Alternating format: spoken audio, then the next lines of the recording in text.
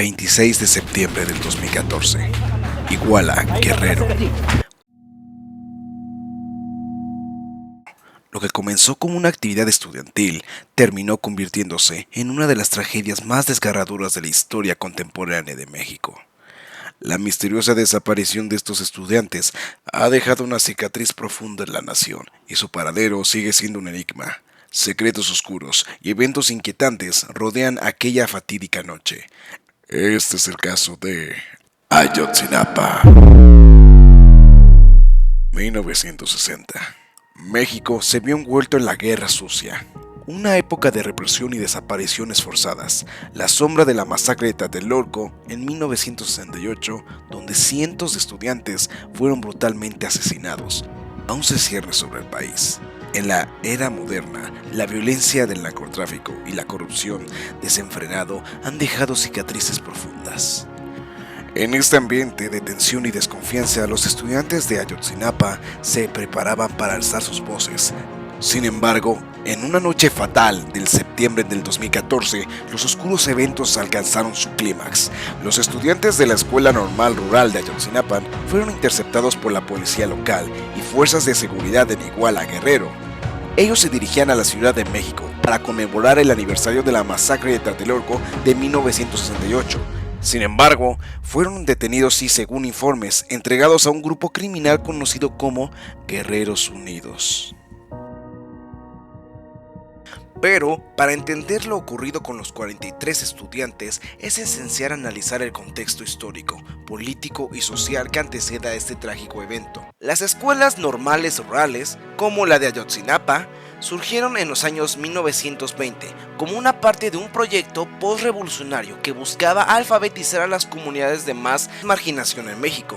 Estas instituciones, diseñadas para formar maestros comprometidos con el desarrollo rural, se han enfrentado a un abandono sistemático por parte del Estado desde mediados del siglo XX. Este descuido se ha agravado debido a recortes presupuestales y una creciente estigmación hacia los estudiantes normalistas, quienes históricamente han sido asociados con movimientos sociales y de izquierda.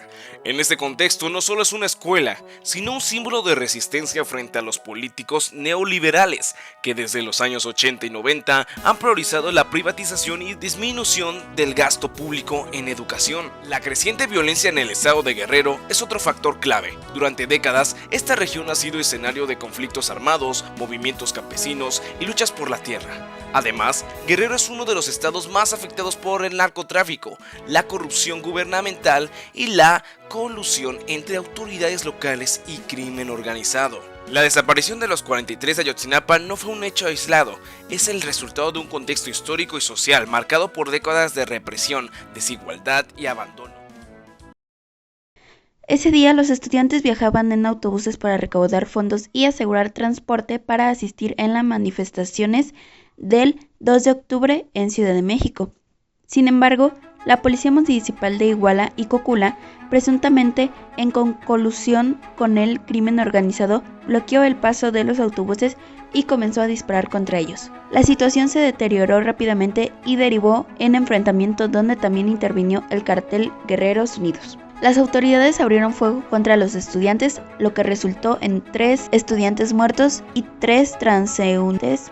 Además de 25 heridos, 43 estudiantes fueron detenidos y posteriormente desaparecidos. Las investigaciones han relevado contradicciones y diferentes versiones sobre lo que exactamente sucedió, incluso implicando a las fuerzas del orden y militares en el encubrimiento y participación en los hechos. En la madrugada del 27 de septiembre, el cuerpo de Julio César Mondragón Fontes, uno de los estudiantes, fue encontrado con signos de tortura extrema. Julio César Mondragón Fuentes fue un estudiante de nuevo ingreso en la Escuela Normal Rural de Ayotzinapa en 2014, aunque no era nuevo en las normales rurales, ya que había estudiado anteriormente en Tenería y Tiripetio. Era un joven con un fuerte compromiso social y había sido padre apenas 2 meses antes de su desaparición. La noche del 26 de septiembre de 2014, Mondragón fue secuestrado y torturado hasta la muerte. Su cuerpo fue encontrado al día siguiente con signos de tortura extrema, incluyendo 40 huesos fracturados, un ojo mutilado y la piel de rostro desollada. Después de su muerte, se descubrió que su celular había sido robado y utilizado para enviar mensajes y realizar llamadas. Las investigaciones revelaron que el teléfono había sido utilizado para comunicarse con personas del campo militar número 1 y del Centro de Investigación y Seguridad Nacional, CISEN. La familia Mondragón ha luchado para obtener justicia y esclarecer los hechos ocurridos de su muerte. Han denunciado la falta de apoyo del gobierno y la negligencia en la investigación del caso. Este caso ha generado una serie de movilizaciones sociales en todo México en busca de justicia y esclarecimiento de los hechos, quienes según algunas hipótesis fueron entregados por la policía local al cartel Guerreros Unidos, asesinados y sus cuerpos incinerados para eliminar cualquier rastro. Las investigaciones han relevado contradicciones y diferentes versiones sobre lo que exactamente sucedió, incluso implicando a las fuerzas del orden y militares en el encubrimiento de los hechos. Tras los hechos ocurridos el 26 de septiembre de 2014, el país quedó conmocionado por la magnitud de la violencia y la desaparición de los 3 estudiantes de Ayotzinapa. Manifestaciones masivas se organizaron en México y el mundo, simbolizadas por el rostro de los estudiantes impresos en carteles. Este movimiento expuso algo más grande, la crisis de derechos humanos que afecta al país. Desde el inicio, las investigaciones oficiales se centraron en los testimonios de los sobrevivientes y la recopilación de evidencias en los sitios donde se registraron los ataques. Sin embargo, pronto surgieron algunas dudas sobre la veracidad y profundidad de estas indagatorias. Como la intervención del grupo interdisciplinario de expertos independientes marcó un punto crucial en el caso, este grupo convocó para la Comisión Interamericana de Derechos Humanos. Documentó graves inconsistencias en la versión oficial y ofrecida por el gobierno mexicano. Entre los hallazgos se incluyen pruebas de manipulación de evidencia, testimonios obtenidos bajo tortura y omisiones deliberadas en las líneas de investigación, lo que puso en duda la credibilidad de las autoridades encargadas del caso, poniendo en evidencia inconsistencias en la versión oficial. A la par, la sociedad mexicana no permaneció en silencio. La indignación colectiva se tradujo en multitudinarias manifestaciones en todo el país, en las que se exigía justicia por los 43 estudiantes desaparecidos. Las consignas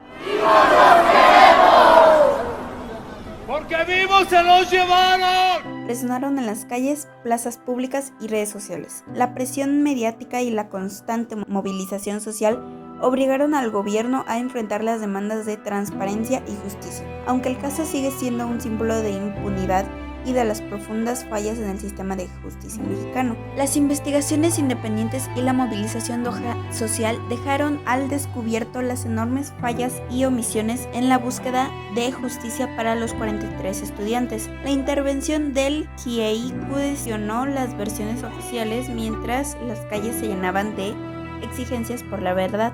Sin embargo, el caso, lejos de resolverse, se convirtió en un espejo de la corrupción, la impunidad y las desigualdades estructurales que aquejan al país. En medio de la presión social y las críticas internacionales, el gobierno mexicano intentó ofrecer respuestas, una supuesta versión oficial que pretendía dar cierre al caso, aunque lejos de apaciguar las demandas, solo sembró más dudas y desconfianza. En un principio, en 2015, el gobierno presentó su llamada verdad histórica. Afirmó que los 43 estudiantes de Ayotzinapa fueron detenidos por policías municipales entregados al grupo criminal Guerreros Unidos, asesinados y sus cuerpos fueron incinerados en un basurero en Cocula. Sin embargo, investigaciones independientes demostraron que era físicamente imposible incinerar tantos cuerpos en esas condiciones. Entre las acciones posteriormente estas declaraciones se encuentran: detención de Jesús Murillo Caram. El ex procurador general de la República fue detenido en 2022 por presunta participación en la desaparición de los estudiantes. Investigaciones sobre la participación de agentes del gobierno. La Comisión Especial ha estado investigando la participación de agentes del gobierno a la desaparición de los estudiantes. A casi una década de los hechos, las familias de los estudiantes siguen exigiendo la verdad sobre el paradero de los 43 desaparecidos y justicia para los responsables. Las marchas y manifestaciones continúan siendo un recordatorio del impacto, en este caso, en la sociedad mexicana. A medida que pasa el tiempo, la búsqueda de justicia y verdad sigue siendo un tema candente en México. La desaparición de los 43 estudiantes de Ayotzinapa es un recordatorio constante de la necesidad de reformas profundas en el sistema de justicia y seguridad del país. A continuación, exploraremos cómo este caso ha llevado una mayor coincidencia sobre la importancia de la protección de los derechos humanos en México y la necesidad de un mayor gobierno que cumpla. Hoy, el caso de Ayotzinapa sigue siendo un tema de debate. Aunque se han emitido órdenes de arresto contra funcionarios y militares involucrados, la investigación enfrenta obstáculos. Con la llegada de un nuevo gobierno en 2018, se creó una comisión para reabrir el caso. En 2022, esta declaró que lo ocurrido fue un crimen de Estado, lo que implica que no solo el crimen organizado estuvo involucrado, sino también policías, militares y altos funcionarios. Se emitieron órdenes de arresto contra algunos responsables, como el exprocurador Jesús Murillo Caram. Sin embargo, muchas de estas acciones se han quedado a medias debido a la falta de cooperación de algunas instituciones y la complicidad dentro del sistema. A pesar de los avances en ciertos momentos, el caso de Ayotzinapa sigue enfrentando una barrera implacable. Según la Comisión Interamericana de Derechos Humanos, las investigaciones han sufrido importantes retrocesos debido a la resistencia de algunas dependencias gubernamentales para compartir información clave. Los informes del Grupo Interdisciplinario de Expertos Independientes denuncian la manipulación de pruebas y la fabricación de declaraciones por parte de las autoridades, elementos que retroceden a una resolución clara. En particular, el ejército mexicano ha sido señalado por su negativa a liberar documentación que podría esclarecer lo ocurrido. La implicación de las autoridades en esta tragedia no es solo un acto de omisión, sino de acción deliberada.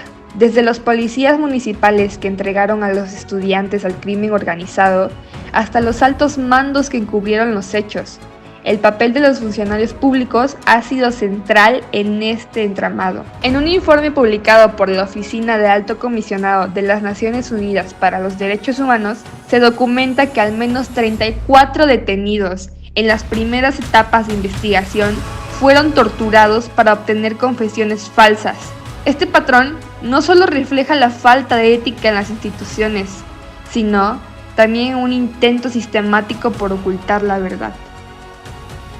Ayotzinapa es más que un caso abierto, es una herida que no cierra, una pregunta que retumba en el corazón de México.